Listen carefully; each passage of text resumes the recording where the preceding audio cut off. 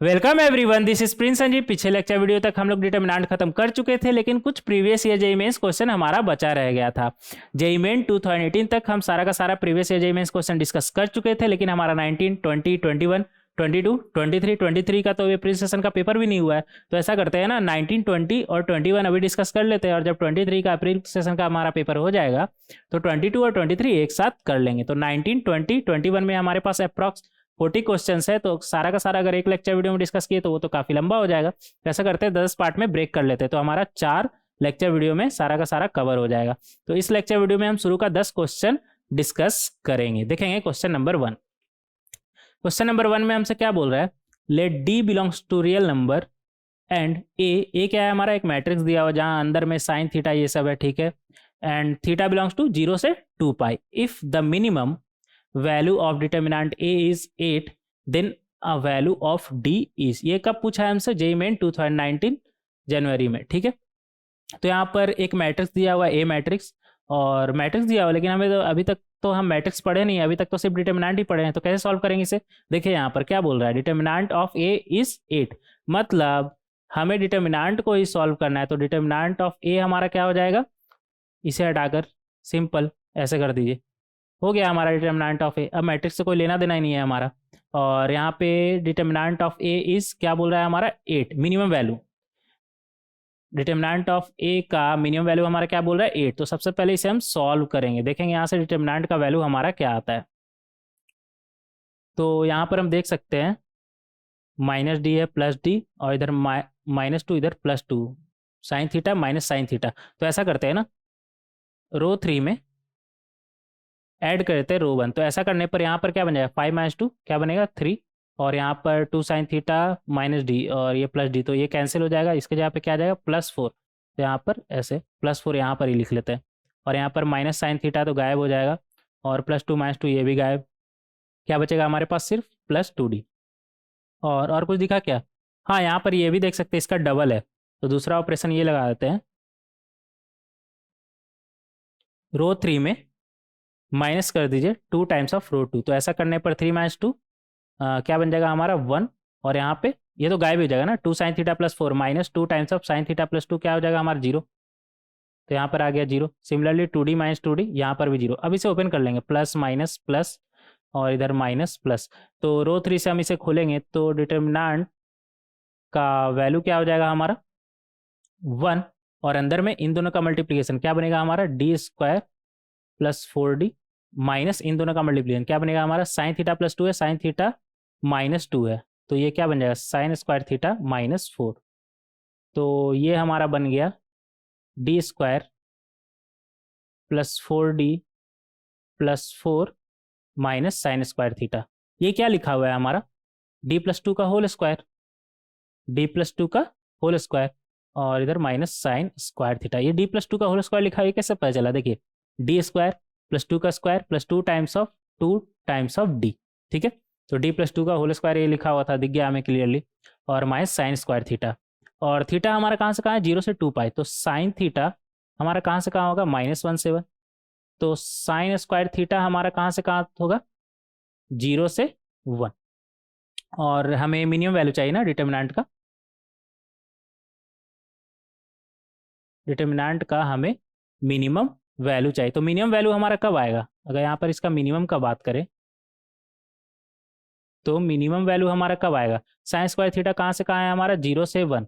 तो sin² theta यहाँ पर ये तो पॉजिटिव है, और माइनस एक पॉजिटिव नंबर हो रहा है, तो ज़्यादा से ज़्यादा माइनस होगा तभी ये मिनिमम देगा ना, ज़्यादा से ज़्यादा माइनस होगा तभी ये मिनिमम देगा, और कम से कम माइनस होगा तो मैक्सिमम देगा। तो ज़्यादा से ज़्यादा माइनस ये क्या हो सकता है हमारा, 1।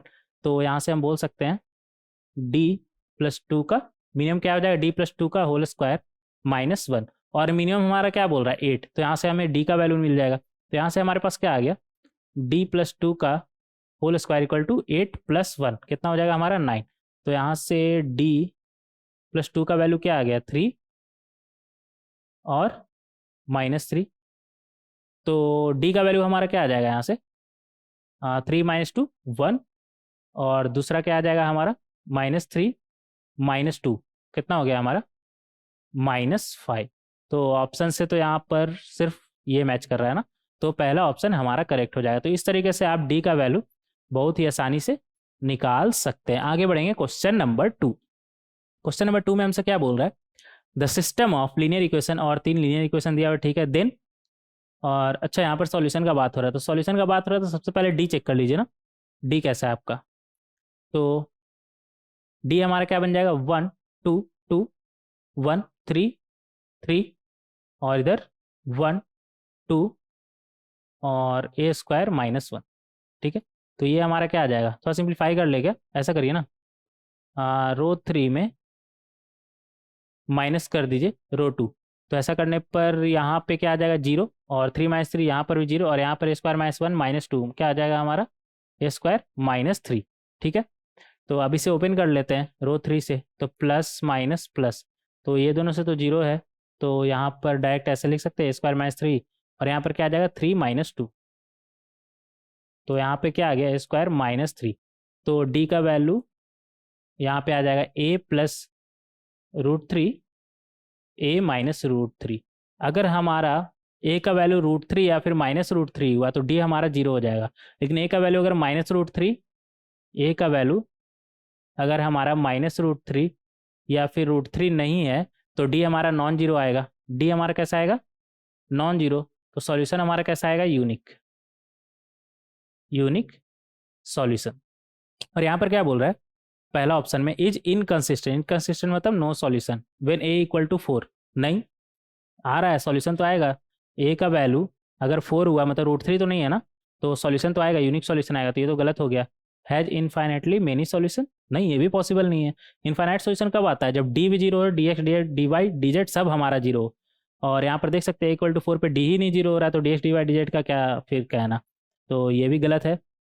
और यहाँ पर क्या बोल रहा है, has a unique solution for mod a equal to √3, मतलब a equal to plus minus √3 के लिए यूनिक सॉल्यूशन देगा, नहीं यूनिक तो नहीं देगा, यूनिक नहीं देगा। यूनिक कैसे दे सकता है यार, यूनिक सॉल्यूशन तो नहीं देगा, नॉट इक्वल टू में देगा, तो ये गलत, इसलिए चौथा सही, सिंपल।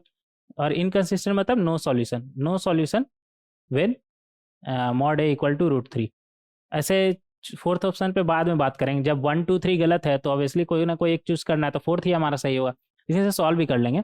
अगर डी का वैल्यू हमारा √3 है तो नो सॉल्यूशन दे रहा है, देखेंगे यहाँ पर डी का वैल्यू √3 है तो नो सॉल्यूशन कब ऐसा पॉसिबल, जब D x D y D z में से कोई भी एक अगर नॉन जीरो हो गया, तो अगर कम से कम कोई भी एक नॉन जीरो हो गया तो हमारा नो सॉल्यूशन आएगा। तो डी ऐसा करते हैं, डी जेड ही चेक कर लेते हैं। डी जेड हमारा क्या आ जाएगा, 1 2 2 1 3 3, और इधर 2 5 2 5 ए प्लस 1, ए को हम मान रहे हैं √3, ठीक है। तो √3 पे चेक कर लेंगे, √3 √3 + 1 है ना, √3 + 1।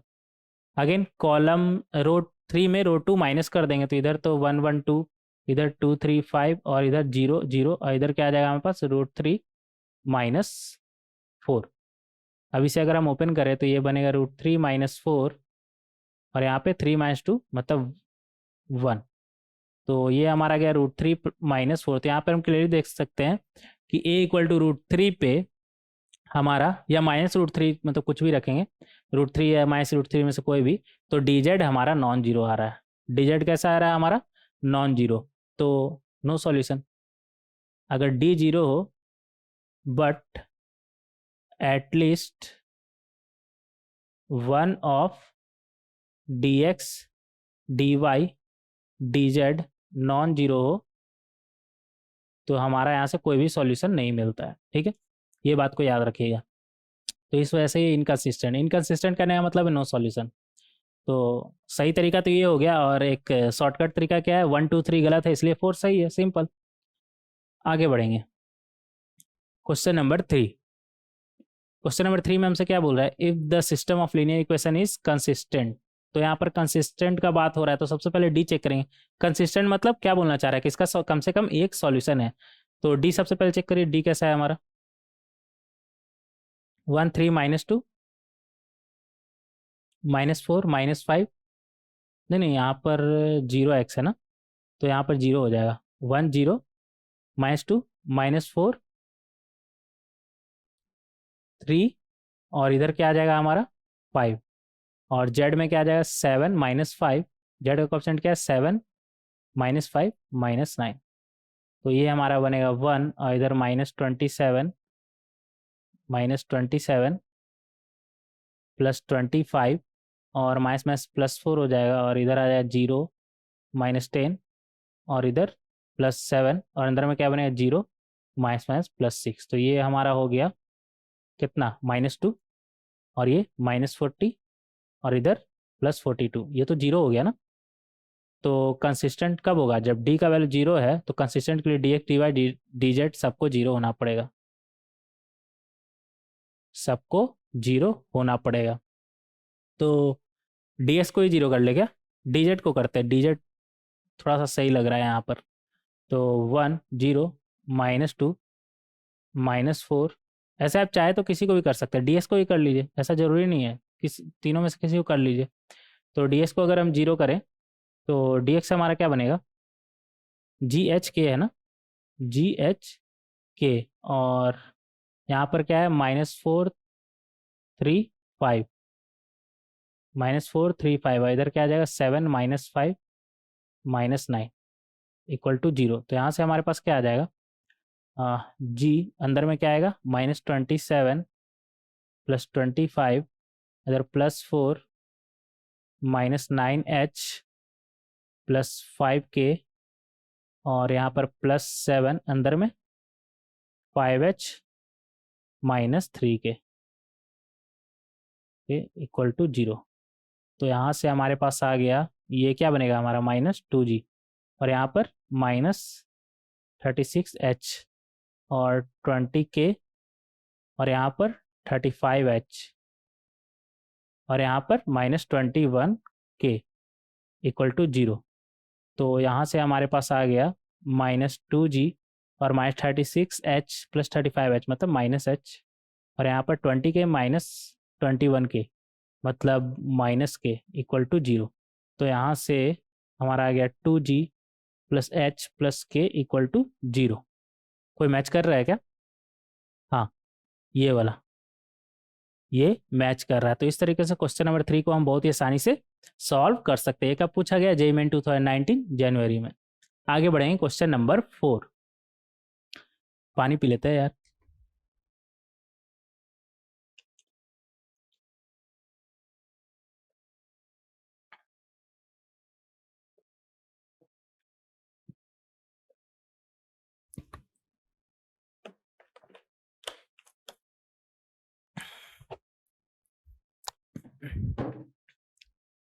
देखेंगे क्वेश्चन नंबर 4। क्वेश्चन नंबर 4 में हमसे क्या बोल रहा है, if the system of equations has infinitely many solution. तो इसके लिए हमारा क्या होना चाहिए, D x D y D z और डी सब कैसा होना चाहिए हमारा 0। ठीक है, हमसे पूछा क्या, then beta minus alpha equals. तो सबसे पहले अगर इसका हम डी निकाले तो डी से हमारा क्या मिलेगा, डी से अल्फा मिल जाएगा। देखिए कैसे 1 1 1 1 2 3 और इधर 1 3 अल्फा। तो इसको आप 0 करिए, यहाँ से आपको अल्फा मिल जाएगा। अल्फा क्या मिलेगा वो भी देख लेते हैं। यहाँ से आएगा आपका 1 2 अल्फा -9 और -1 और यहाँ पर अल्फा -3 और यहाँ पर 1 अंदर में क्या आएगा हमारा 3 -2 = 0। तो यहाँ से हमारा आ गया 2 अल्फा माइनस अल्फा मतलब अल्फा और -9 +3 और इधर 1, तो ये अल्फा -5 = 0। तो यहाँ से अल्फा का वैल्यू आपका क्या आ गया 5, अल्फा का वैल्यू आपका क्या आ गया 5। अब आपको बीटा चाहिए, तो बीटा के लिए आप ऐसा करिए ना, D x D y D z किसी से भी निकाल सकते हैं, तो डी जेड से ही निकाल लेते हैं। तो 1 1 1 1 2 3 और यहाँ पर 5 9 बीटा। तो ये हमारा बन जाएगा 1 अंदर में क्या बनेगा 2 बीटा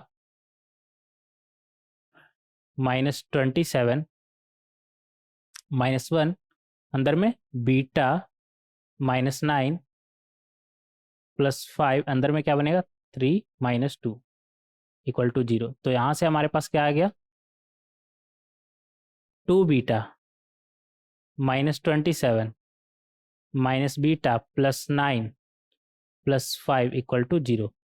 तो यहाँ से हमारा आ गया 2 बीटा माइनस बीटा, कितना हो जाएगा हमारा बीटा, और 9 + 5 14, और इधर कितना है -27, तो ये हो गया हमारा -13 इक्वल टू 0। तो यहाँ से बीटा का वैल्यू हमारा क्या आ गया 13, और हमसे पूछा क्या था बीटा माइनस अल्फा, तो बीटा माइनस अल्फा क्या हो जाएगा 13 - 5, कितना हो जाएगा हमारा 8। तो इस तरीके से क्वेश्चन नंबर 4 को हम बहुत ही आसानी से सॉल्व कर सकते हैं। कौन सा ऑप्शन मैच कर रहा है, सेकंड ऑप्शन। ये कब पूछा गया था हमसे, जेईई मेन 2019 जनवरी में, ठीक है।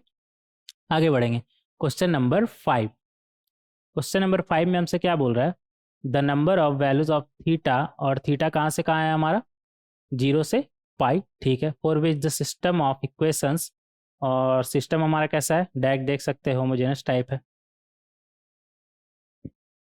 Has a non trivial solution. Homogeneous में नॉन ट्रिवियल का क्या मतलब है, d = 0, तो d = 0 लगाइए, वहाँ से आपको पता चल जाएगा। तो d का बात करें तो d हमारा क्या बन जाएगा 1 - 1 sin 3 थीटा, और यहाँ पर 3 4 cos 2 थीटा, और यहाँ पर 7 7 और यहाँ पर 2 इक्वल टू 0 लगाएंगे। तो यहाँ से हमारे पास क्या आ जाएगा, ओपन करेंगे डिटर्मिनेंट को, अंदर में क्या आएगा 8 - 7 cos 2 थीटा, और इधर -3, अंदर में क्या आएगा हमारे पास -2 - 7 sin 3 थीटा प्लस 7, और अंदर में क्या आएगा हमारे पास -cos 2 theta -4 sin 3 theta equal to 0। तो यहाँ से हमारे पास आ गया 8, और यहाँ पर 6, 8 6 14, और cos 2 थीटा के साथ क्या आएगा, इधर -7 है, और इधर तो -7 है, तो इधर टोटल कितना हो जाएगा -14 cos 2 थीटा। अब sin 3 थीटा वाला देख लेते हैं, यहाँ से 21 और यहाँ से -28, तो एक तरह से -7 sin 3 थीटा इक्वल टू 0। अगर 7 से डिवाइड कर दे तो ये हमारा बनेगा 2 -2 cos 2 थीटा, और यहाँ पर minus sine 3 theta equal to 0। अब ऐसा करते हैं ना, एक cos मतलब 2 थीटा है और एक 3 थीटा है, तो दोनों को एक कॉमन थीटा में लाते हैं। cos 2 थीटा को हम क्या लिख सकते हैं, cos 2 थीटा को हम क्या लिख सकते हैं 1 - 2 sin स्क्वायर थीटा, और sin 3 थीटा को हम क्या लिख सकते हैं 3 sin theta -4 sin cube theta. तो यहाँ से इक्वल टू 0, यहाँ से हम देख सकते हैं 2 और 2 तो कैंसिल हो जाएगा, बचेगा क्या हमारे पास 4 sin स्क्वायर थीटा, यहाँ पर क्या बचेगा 4 sin स्क्वायर थीटा, और यहाँ पे -3 sin थीटा, और +4 sin क्यूब थीटा। अगर हम यहाँ पर sin थीटा को कॉमन ले लें तो अंदर में क्या बचेगा हमारे पास 4 sin स्क्वायर थीटा यहाँ से, और यहाँ से क्या बचेगा +4 sin थीटा, और यहाँ पर -3 इक्वल टू 0।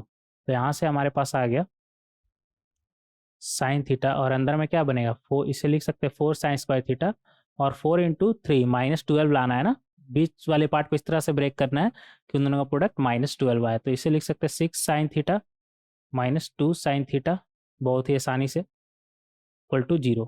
तो यहाँ से हमारे पास आ गया sin थीटा, और यहाँ पे अगर 2 sin थीटा हम कॉमन ले ले तो अंदर में क्या बचेगा sin theta +3, sorry 2 sin theta +3, और यहाँ पर माइनस कॉमन है तो अंदर में क्या बचेगा 2 sin थीटा +3 इक्वल टू 0। तो ये हमारा फाइनली क्या बन गया sin theta 2 sin theta -1 2 sin theta +3 equal to 0। इन तीनों का प्रोडक्ट 0 होने का क्या मतलब, या तो sin थीटा हमारा 0 हो जाएगा, लेकिन sin थीटा हमारा 0 नहीं होगा। 0 से पाई के बीच अगर हम साइन का ग्राफ बनाए, इधर ही बना लेते हैं, 0 से 2π बना लेते हैं, देखने में अच्छा लगेगा। ऐसे 0 से पाई मतलब यहाँ तक ही हमारा काम है। तो 0 से पाई के बीच हम देख सकते हैं कि साइन का वैल्यू 0 कभी नहीं हो रहा है, एग्जैक्टली 0 पे हो रहा है, पाई पे हो रहा है, लेकिन ये ओपन ब्रैकेट है ना, तो 0 और पाई तो लेना नहीं है हमें। तो 0 से पाई के बीच में तो हम देख सकते हैं कहीं भी 0 नहीं हो रहा है, और 0 और पाई एक्सक्लूडेड है यहाँ पर, उसको कंसिडर नहीं करना है, उसके पाई के पहले और 0 के बाद को कंसिडर करना है। ओपन ब्रैकेट का यही मतलब होता है। तो साइन का वैल्यू तो कभी जीरो हो नहीं सकता, तो ये वैल्यू तो हमारा कभी जीरो नहीं होगा। और ये वैल्यू जीरो हो सकता है क्या? इसका जीरो होने का क्या मतलब है? 2 sin θ-1 का जीरो होने का क्या मतलब है? Theta equal to half, sorry sine theta equal to half, sine theta equal to half. और जीरो से पाई के बीच हम देख सकते हैं 2 बार इसका वैल्यू हाफ होगा। एक पाई/6 पे मतलब 30 डिग्री, और दूसरा पाई-पाई/6 पे। गलत लिख दिए यहाँ पर, हाफ इधर आएगा और यहाँ पर पाई/6, और यहाँ पे पाई-पाई/6 मतलब 5 पाई/6 ना, तो 2 बार हाफ इसका आएगा। तो यहाँ पर ऐसे नंबर ऑफ वैल्यूज पूछा है। और साइन थीटा टू, यहाँ पर 2 sin θ था, 2 sin θ+3, ये भी कभी जीरो नहीं हो सकता। क्यों? 2 sin θ प्लस, यहाँ पे देखेंगे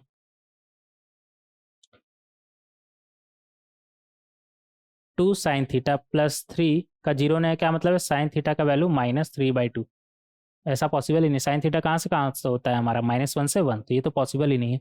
तो फाइनली हमारा एक ही पॉसिबिलिटी है, sine theta equal to half, और थीटा का वैल्यू हम कह सकते हैं पाई/6, और पाई-पाई/6 मतलब 5 पाई/6 लिख लेंगे यहाँ पर, पाई/6 5 पाई/6। लेकिन यहाँ पर तो सिर्फ number of values of theta पूछा है, तो हाँ डायरेक्ट बोल देंगे दो। अगर थीटा का पूछ देता कौन सा थीटा के लिए, तो वही बता सकते थे, पाई/6 5 पाई/6। तो अभी तो फिलहाल नंबर ऑफ वैल्यूज पूछा है, तो दो। इस तरीके से बहुत ही आसानी से क्वेश्चन नंबर 5 को हम सॉल्व कर सकते हैं। आगे बढ़ेंगे क्वेश्चन नंबर 6।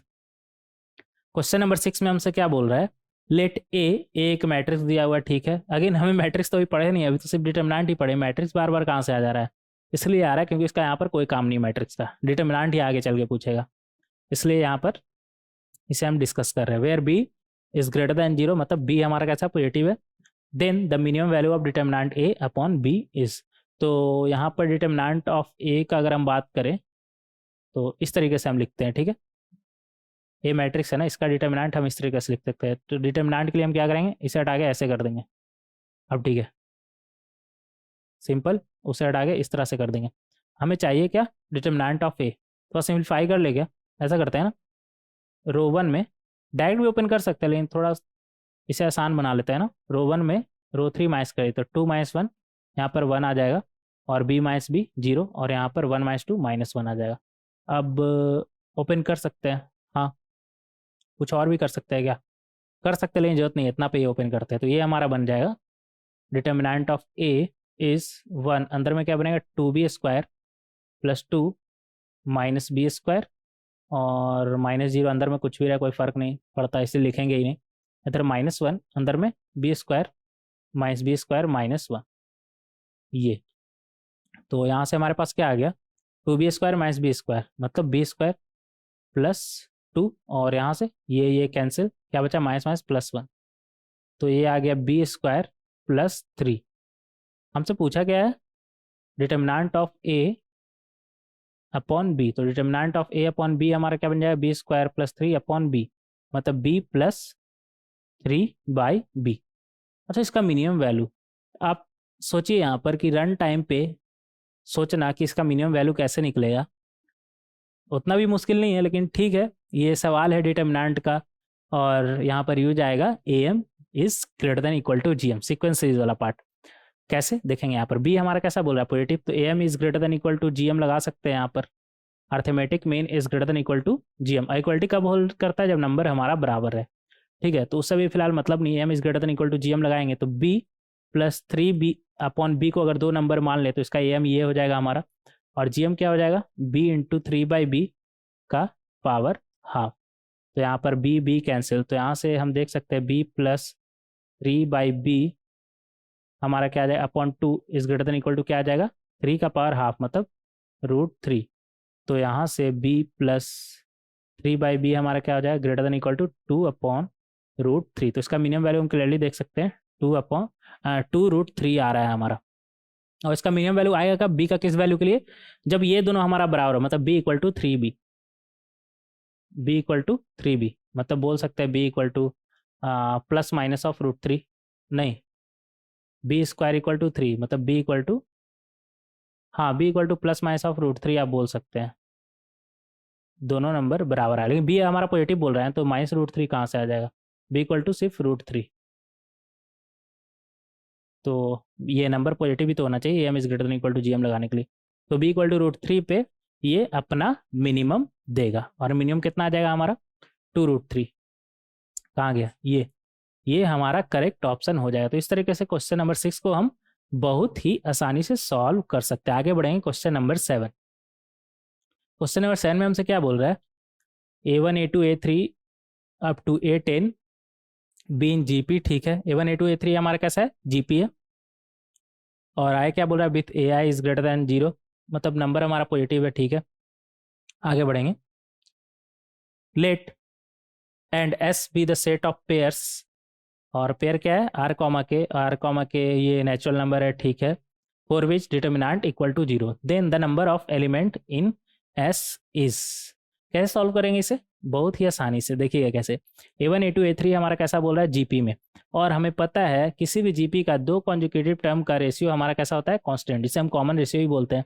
तो यहाँ से हम बोल सकते हैं ना, A2 upon A1, A3 upon A2 और A4 अपॉन A3, ये सब हमारा कैसा आएगा, कांस्टेंट। मान लेते हैं C, ठीक है, C मान लेते हैं कॉमन रेशियो। इतना तो हम सीक्वेंसेस में पढ़ ही चुके हैं। और ये सवाल बहुत ही अच्छा है, लॉग भी आ गया और डिटर्मिनेंट भी आ गया, और आपका ये सीक्वेंसेस वाला भी पार्ट आ गया, मतलब जीपी भी आ गया यहाँ पर। तो ये हमारा आ चुका है। अब यहाँ पर कुछ दिख रहा है क्या आपको, कुछ बढ़िया सा? हाँ देखिए यहाँ पर 1 2 2 3, 1 2 2 3 मतलब A1 A2 A2 A3 A3 A4 A4 A5 A5 A6, यहाँ से ही कुछ हमें अच्छा मिलने वाला है। ऐसा करते हैं ना, नंबर 1 आप कॉलम 3 में माइनस कर दीजिए कॉलम 2। तो ऐसा करने पर क्या हो जाएगा हमारा, अगर यहाँ पर बात करें तो यहाँ पर हमारा क्या बनेगा, लॉग A3 का पावर R A4 का पावर K, और यहाँ पर क्या है, बेस E है, माइनस लॉग A2 का पावर R A3 का पावर K, बेस E है। बेस सेम है तो क्या बन जाएगा हमारा, ये लॉग बेस सेम है दोनों का, तो माइनस करते तो क्या हो जाता है, डिवाइड। तो क्या बनेगा, A3 का पावर R A4 का पावर K अपॉन A2 का पावर R A4 का पावर K। तो ये हमारा बन जाएगा लॉग E, इसे ऐसे लिख सकते हैं A3 अपॉन A2 का पावर R, A3 है यहाँ पे, और यहाँ पर A4, ये A3 था, A4 अपॉन A3 का पावर K, ये लिख सकते हैं हम। अब ये हमारा बन जाएगा लॉग बेस E है, A3 अपॉन A2 क्या है हमारा, C, दो कॉन्जुगेटिव टर्म का रेशियो, तो C का पावर R, और ये क्या बोल रहा है, A4 अपॉन A3, अगेन वो भी हमारा क्या है, C, तो C का पावर K। तो ये फाइनली हमारा क्या बन गया, लॉग बेस E है C का पावर R प्लस K। ठीक है, अब इन सभी में हम देख सकते हैं सेम यहाँ पर भी यही आ जाएगा हमारा। इसे लिखेंगे डिटर्मिनेंट को, पूरा नहीं लिखेंगे यार, इतना कौन लिखता है। तो यहाँ पर क्या बनेगा हमारा, लॉग ई सी का पावर R प्लस के। सिमिलरली यहाँ पर भी वही चीज़ बनेगा, यहाँ पर भी वही चीज़ बनेगा, कॉन्जुगेटिव टर्म ही है ना। और आप दूसरा ऑपरेशन लगाएंगे, कॉलम 2 माइनस कॉलम 1, तो अगेन सेम यहाँ पर भी वही चीज़ आएगा, यहाँ पर भी वही चीज़ आएगा, यहाँ पर भी वही चीज़ आएगा, और यहाँ पे कुछ भी रहे क्या ही फर्क पड़ता है। आपका कॉलम 2 और कॉलम 3 तो सेम हो गया ना। अब कॉलम 2 और कॉलम 3 सेम हो गया तो इसका वैल्यू तो 0 आना ही है, मतलब ये R और K पर तो डिपेंड ही नहीं कर रहा है ना। R का वैल्यू कुछ भी रखिए, K का वैल्यू कुछ भी रखिए, ये आपका फाइनली इस डिटर्मिनेंट का वैल्यू आपका क्या आने वाला है, 0। और R और K पे डिपेंड ही नहीं कर रहा, मतलब R और K के जगह पे कुछ भी रखिए, और R और K के जगह पे आप कुछ भी रख सकते हैं। तो ऐसा टोटल कुछ भी कितना रख सकते हैं, इनफाइनाइट रखते जाइए, जो मैंने डिपेंड ही नहीं कर रहा, इसका वैल्यू 0 आने ही वाला है। तो R और K का ऐसा टोटल कितना पेयर बनेगा, इनफाइनाइट, कुछ भी रखिए, 2 3 और 5 6 9 10 कुछ भी रखिए ना, R और K पे तो डिपेंड ही नहीं कर रहा है। तो ऐसा कितना पेयर बनेगा हमारा, इनफाइनाइट पेयर बनेगा। तो इस तरीके से क्वेश्चन नंबर 7 को हम बहुत ही आसानी से सॉल्व कर सकते हैं। आगे बढ़ेंगे क्वेश्चन नंबर 8। क्वेश्चन नंबर 8 में हमसे क्या बोल रहा है, इफ और LHS RHS और क्या बोल रहा है ABC is not equal to 0, ठीक है। Then x is equal to, तो यहाँ पर x है कहाँ? अच्छा हाँ इधर है, इधर छुप के बैठा है, इधर x का वैल्यू हमें निकालना है। तो इस डिटरमिनेंट का वैल्यू सॉल्व करके निकाल लेते हैं और फिर कंपेरिजन करके निकाल लेंगे कि x का वैल्यू हमारा क्या आ रहा है। तो इसे सॉल्व करने के लिए क्या करेंगे, डायरेक्ट ओपन कर दे क्या? डायरेक्ट ओपन करेंगे बड़ा कॉम्प्लिकेटेड हो जाएगा मामला, तो इसलिए इसे आसानी से सॉल्व करने के लिए ऐसा करते हैं ना, देखिए अगर आप इन तीनों को सम करेंगे तो यहाँ पर आ जाएगा a प्लस बी प्लस सी, और क्या ऑपरेशन लगाएंगे, रो वन में ऐसा करिए, row one plus row two plus row three कर दीजिए, तो a two B minus B plus B बन जाएगा, टू सी माइनस सी प्लस सी बन जाएगा। अगेन यहाँ पर भी सेम वही आएगा, a प्लस बी प्लस सी, यहाँ पर भी क्या आ जाएगा, a प्लस बी प्लस सी। अब इस a प्लस बी प्लस सी को अगर आप बाहर निकाल लें तो अंदर में हर जगह क्या आ जाएगा हमारा 1, बाहर निकालिए तो यहाँ पर भी 1, यहाँ पर भी 1, यहाँ पर भी 1। और कुछ कर सकते हैं क्या? हाँ, नेक्स्ट देखिए ये दोनों सेम ही है ना, तो ऐसा करते हैं कॉलम 1 माइनस करते हैं कॉलम 3, तो ऐसा करने पर 1 minus 1 0, two B minus two b, यहाँ पर भी क्या आ जाएगा 0, और यहाँ पर two C minus c, c plus a b, यहाँ पर क्या आ गया हमारा a प्लस बी प्लस सी। और इस a प्लस बी प्लस सी को भी अगर हम बाहर निकाल लें तो यहाँ पर क्या बनेगा, यहाँ पर 0 0, ठीक है, यहाँ पर क्या बन जाएगा, कॉलम 1 से हम बाहर निकालें, यहाँ पर क्या बन जाएगा 1। अब ओपन करते हैं प्लस माइनस प्लस, तो यहाँ पर d हमारा क्या आ गया, डिटरमिनेंट वैल्यू क्या आ जाएगा हमारा 1, नहीं पहले से a प्लस बी प्लस सी भी तो बाहर निकला है ना, उसे बाहर रहने देते हैं, a प्लस बी प्लस सी, और यहाँ पर क्या आ जाएगा 1, और अंदर में क्या आएगा हमारा, इन दोनों का मल्टीप्लिकेशन टू बी माइनस इन दोनों का मल्टीप्लिकेशन, मतलब बी माइनस सी माइनस ए, तो ये हमारा क्या बन गया, ए प्लस बी प्लस सी, ए प्लस बी प्लस सी, और यहाँ पर ये हमारा क्या बना, टू बी माइनस बी, एक बी बचेगा और एक ए सी, तो ये बन गया हमारा ए प्लस बी प्लस सी। और ये हमारा किसके बराबर बोल रहा है, ए plus B plus C x plus A plus B plus C का होल स्क्वायर के बराबर। तो एक ए प्लस बी प्लस सी तो हमारा कैंसिल, और ऐसा कैंसिल कर सकते हैं, ए प्लस बी प्लस सी का वैल्यू नॉन जीरो, तो कैंसिल कर सकते हैं। और बचा क्या, लेफ्ट हैंड साइड हमारा क्या आएगा, A plus B plus C का होल स्क्वायर, और right hand side X plus A plus B plus C का होल स्क्वायर। तो एक तो क्लियरली दिख रहा है एक्स का वैल्यू जीरो हो गया तो इक्वलिटी होल्ड कर रहा है, लेकिन एक्स का इक्वल टू जीरो कहीं पे दिया हुआ नहीं है। तो दूसरा क्या हो सकता है, दूसरा ये हो सकता है ना कि minus two times of A plus B plus C रख दे, तो plus A plus B plus C होगा यहाँ पे, तो यहाँ पर आ जाएगा minus times of A plus B plus सी, और उसका स्क्वायर करें तो A plus B plus C का होल स्क्वायर के बराबर ही आएगा। तो या तो ये या फिर एक्स इक्वल टू जीरो, तो एक्स इक्वल टू जीरो तो ऑप्शन में है नहीं, X equal to minus two times of A plus B plus C है हमारा। ठीक है, इस तरह से भी इसे समझ सकते हैं, ये टी स्क्वायर लिखा हुआ है, इधर एक्स प्लस टी का होल स्क्वायर भी लिखा हुआ है, तो क्वाड्रेटिक जैसा भी आप सॉल्व कर सकते हैं, लेकिन थोड़ा दिमाग लगाइए ना, या तो यहाँ पर क्या होगा, या तो एक्स इक्वल टू, या फिर ऐसे लिख सकते हैं t equal to x plus t, या फिर t equal to minus x plus t. तो यहाँ से क्या क्या पॉसिबल है, यहाँ से देख सकते हैं, यहाँ से क्या आ गया एक्स इक्वल टू जीरो, और यहाँ से, अच्छा सॉरी यहाँ पर माइनस है ना, दोनों में माइनस आएगा ना, एक सेकेंड, दो ही पॉसिबिलिटी है, तो यहाँ से आ जाएगा हमारा x equal to minus two t, दो ही चीज़ है, तो x equal to zero, x equal to minus two t, t किसे माना था हमने, ए प्लस बी प्लस सी को, तो एक्स का यही दोनों वैल्यू पॉसिबल है। ठीक है, तो इस तरीके से बहुत ही आसानी से सॉल्व कर सकते हैं क्वेश्चन नंबर 8 को। आगे बढ़ेंगे क्वेश्चन नंबर 9, ये कब पूछा था हमसे, जेईई मेन 2019 जनवरी है। ठीक है, क्वेश्चन नंबर बढ़ेंगे 9। 9 में हमसे क्या बोल रहा है, an ordered pair alpha beta for which the system of equation has a unique solution. Unique solution के लिए डी हमारा कैसा होना चाहिए, नॉन जीरो, तो D equal to non zero लगाएंगे यहाँ पर, तो डी हमारा क्या आ रहा है, 1 plus alpha, alpha alpha beta, 1 plus beta, और इधर बीटा, इधर 1 1 2।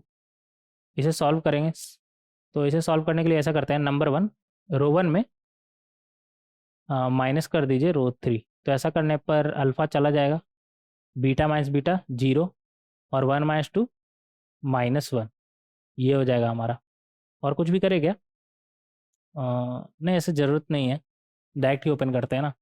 अब ये हमारा क्या बन जाएगा, 2 + 2 बीटा माइनस बीटा, और इधर -0 अंदर में कुछ भी रहे क्या ही फर्क पड़ता है, यहाँ पर -1 अंदर में क्या बनेगा, alpha beta minus alpha times of 1 + beta, मतलब माइनस अल्फ़ा बीटा।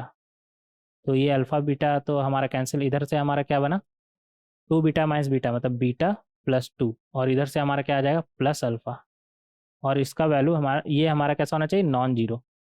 तो यहाँ से आ गया हमारा alpha plus beta is not equal to -2। देखेंगे यहाँ पर alpha plus beta equal not equal to -2 किस में आ रहा है, इन दोनों को अगर सम करें तो यहाँ पर तो -2 आ रहा है, जबकि हमें -2 नहीं चाहिए। यहाँ पर -2 आ रहा है जबकि हमें -2 नहीं चाहिए। यहाँ पर -2 आ रहा है जबकि हमें -2 नहीं चाहिए, और यहाँ पे -2 नहीं आ रहा है, तो यहाँ पर यूनिक सॉल्यूशन आएगा हमारा। यहाँ पर हमारा यूनिक सॉल्यूशन आएगा। तो इस तरीके से बहुत ही आसानी से हम क्वेश्चन नंबर 9 को भी सॉल्व कर सकते हैं। आगे बढ़ेंगे क्वेश्चन नंबर 10। क्वेश्चन नंबर 10 में हमसे क्या बोल रहा है, इफ ए, और ए क्या है हमारा, एक मैट्रिक्स है, then for all theta, theta हमारा कहाँ से कहाँ है, 3π/4 से 5π/4, determinant A lies in the interval. इस मैट्रिक्स का डिटर्मिनेंट वैल्यू, तो उसे हम इस तरीके से लिखते हैं ना, डिटर्मिनेंट ऑफ ए। तो डिटर्मिनेंट ऑफ ए हमारा क्या हो जाएगा, इसे हटा के ऐसे कर दीजिए बस। ये मैट्रिक्स में हम देखेंगे, फिलहाल अभी मैट्रिक्स का यहाँ कोई लेना देना नहीं है, क्योंकि अभी हम डिटर्मिनेंट पढ़ रहे हैं, तो डिटर्मिनेंट पे ही हमारा फोकस रहेगा, और यहाँ पर जो जरूरत पड़ रहा है उसे तो हमें निकालना आता है। तो डिटर्मिनेंट ऑफ ए हमारा क्या आ जाएगा, इसे हटाकर बस ऐसे कर देंगे, हो गया डिटर्मिनेंट। अब क्या बोल रहा है, लाइज इन द इंटरवल, किस इंटरवल में लाइज कर रहा है, तो सबसे पहले देख लेते हैं ना डिटर्मिनेंट हमारा है क्या। तो अच्छा, ये तो बहुत आसान सा ही है, नहीं लेकिन कुछ ना कुछ तो गड़बड़ होगा ही। फिलहाल तो अभी आसान ही दिख रहा है। क्या, रो 1 में अगर आप रो 3 ऐड कर दें तो ये तो बन जाएगा हमारा 0, यहाँ पे sine theta minus sine theta, ये भी हमारा क्या बन जाएगा 0, और यहाँ पर 1 + 1 2। अब तो डायरेक्ट इसे ओपन कर सकते हैं। तो डिटर्मिनेंट ऑफ ए हमारा क्या हो जाएगा, 0 अंदर कुछ भी रहे, -0 अंदर कुछ भी रहे, क्या ही फर्क पड़ता है, इधर +2, रो 1 से हम खोल रहे हैं, तो यहाँ पर आ जाएगा sine square theta minus minus +1। तो फाइनली हमारा बन गया 2 टाइम्स 1 + साइन स्क्वायर थीटा। और थीटा हमारा कहाँ से कहाँ है, 3π/4 से 5π/4। साइन का अगर हम ग्राफ बनाए तो ये 0, ये पाई, ये 2π, 3π/4 मतलब π-π/4 यहाँ पे आएगा, थोड़ा ज़्यादा दूर बना दिए यहाँ पे। तो ये हो गया हमारा पाई यहाँ पे, और ये क्या है, π-π/4 मतलब 3π/4, और 5π/4 मतलब π + π/4, ये हो गया हमारा 5π/4। तो π-π/4 साइन है ना, साइन थीटा बिलोंग्स टू, तो साइन थीटा हमारा कहाँ से कहाँ हो जाएगा, 3π/4 पे वैल्यू इसका क्या आएगा, साइन π-π/4 मतलब साइन π/4, साइन π/4 का वैल्यू कितना होता है, 1/√2, यहाँ पर लिख लेंगे 1/√2, और यहाँ पर क्या है, साइन π + π/4, बस साइन 5π/4 को हम लिख सकते हैं साइन π + π/4 मतलब sine of π/4 minus times of sine of π/4, third quadrant में जा रहा है ना हमारा, तो minus times of sine π/4, sine π/4 का वैल्यू 1/√2। तो ये कहाँ से कहाँ चलेगा हमारा, डायरेक्ट ग्राफ से देख सकते हैं, -1/√2 से 1/√2, और यहाँ पर हमारा साइन स्क्वायर थीटा में आ रहा है, तो साइन स्क्वायर थीटा हमारा कहाँ से कहाँ हो जाएगा, ये 0 0 बीच में है ना, तो 0 तो आएगा ही, और ज़्यादा ज़्यादा कितना हो सकता है, दोनों का किसी का भी एक स्क्वायर करिएगा तो 1/2, साइन स्क्वायर थीटा 0 से हाफ आ सकता है हमारा। तो अगर हम मॉड ऑफ ए का बात करें तो ये कहाँ से कहाँ आ जाएगा हमारा, 2 टाइम्स 1 + साइन स्क्वायर थीटा कहाँ से कहाँ चलेगा, 0 से हाफ। ये ब्रैकेट अलग है, ये सॉल्व करने के लिए हम कर रहे हैं, इसे उसमें मिक्स नहीं कर दीजिएगा। तो यहाँ से आ गया 2 टाइम्स ये 1 + 0 1, और इधर 1 + हाफ 3/2, तो ये हो गया हमारा 2 से 3, 2 से 3, हाफ किधर था यार, हाँ 2 से 3 ये हो गया। अब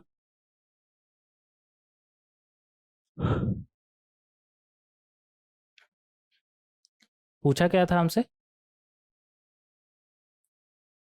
लाइज इन द इंटरवल, ये तो हमारा डिटर्मिनेंट का वैल्यू आ गया कि 2 से 3 होगा। अब बोल रहा है लाइज इन द इंटरवल, ये ब्रैकेट सही है ना यहाँ पर, sine square theta, sine square theta कहाँ से कहाँ चलेगा, 1 से लेकर के, सॉरी 0 से लेकर के हाफ, ये सही है, हाँ सही है, इसमें कोई दिक्कत नहीं है। तो ये हो जाएगा हमारा 1 से 3/2, ओके, 2 से 3/2, तो सही है यहाँ पर। अब हमसे पूछा क्या है, determinant A lies in the interval, lies in the interval मतलब इस डिटर्मिनेंट का कौन कौन इन सभी में से सुपर सेट है। लाइज होने का क्या मतलब है, जैसे मान लीजिए अल्फा से बीटा हम बोल रहे हैं, गामा से अल्फा से बीटा गामा से डेल्टा के बीच लाई कर रहा है, इसका मतलब क्या है, गामा इधर है, डेल्टा इधर है, लाई करना मतलब नंबर लाइन पे अल्फा और बीटा दोनों इन दोनों के बीच में आना चाहिए, दोनों। तो 2,3 किसके बीच आ रहा है, ये नहीं, इसके बीच तो नहीं आ रहा है, ऐसे नंबर लाइन पे बना के देख सकते हैं। ये क्या बोल रहा है 1, ये क्या बोल रहा है 5/2 मतलब 2.5, और ये 0 0 कहीं इधर होगा, और ये क्या बोल रहा है 3/2 मतलब 1.5, और कुछ बचा क्या, 4 4 कहाँ है, 4 इधर कहीं मान लेते हैं, और 3 3 3 इधर हो गया, ठीक है। और ये बोल रहा है, और हमारा आया कितना है 2 से 3, तो 2 कहीं यहाँ पर होगा, 2 पे क्लोज, और 3 पे ओपन है ना, 3 पे ओपन, 3 पे हमारा ओपन है। तो ये किसके बीच लाई कर रहा है, देख सकते हैं हम, 1 से लेकर के 5/2 मतलब अढ़ाई, 1 से लेकर अढ़ाई के बीच नहीं नहीं लाई कर रहा है, और 5/2 मतलब अढ़ाई से लेकर के 4, इसके बीच भी नहीं लाई कर रहा है, 0 से 3/2, 0 से 3/2 मतलब ये तो पूरा ही बाहर चल रहा है, और 3/2 से 3 मतलब ये, और इससे 3 पे है क्लोज, हाँ इसके बीच तो लाई कर रहा है, क्लियरली देख सकते हैं यहाँ पर, इसके बीच लाई कर रहा है, तो ये हमारा सही हो जाएगा। तो इस तरीके से बहुत ही आसानी से क्वेश्चन नंबर 10 को हम सॉल्व कर सकते हैं। ये था हमारा क्वेश्चन नंबर 10। तो बेसिकली इसमें करना क्या था, मतलब शुरू में तो आसान सा ही दिख रहा था हमें, ये माइनस कर तो डिटर्मिनेंट ऑफ ए निकालना बहुत ही आसान था, और 3π/4 से 5π/4 के बीच हमें पता है क्या आ जाएगा हमारा, -1/√2 से 1/√2, तो स्क्वायर करेंगे तो 0 से क्या आ जाएगा हमारा हाफ, और 0 पे क्लोज 0 आ सकता है, 0 पे क्लोज, हाफ पे ओपन, तो ये हमारा हो जाएगा 2 टाइम्स दिस वन, तो यहाँ से हमारे पास क्या आ गया 1 प्लस, इधर आ जाएगा 1, और इधर आ जाएगा 1 + 1/2 मतलब 3/2, अंदर भेजेंगे 2 को, तो 2 से हमारा आ जाएगा 3। तो इस तरीके से बहुत ही आसानी से अब ये पता चल गया, देख लेंगे कि इसका सुपर सेट कौन सा है, मतलब, और फिर दूसरे तरीके से ये भी बोल सकते हैं ये किसका सबसेट है, ठीक है, लाइज इन द इंटरवल का मतलब यही होता है। तो इस तरीके से क्वेश्चन नंबर 10 को हम बहुत ही आसानी से सॉल्व कर सकते हैं। नेक्स्ट लेक्चर वीडियो में डिस्कस करेंगे आगे का 10 क्वेश्चन। मिलते हैं नेक्स्ट लेक्चर वीडियो में। Thank you everyone, thank you.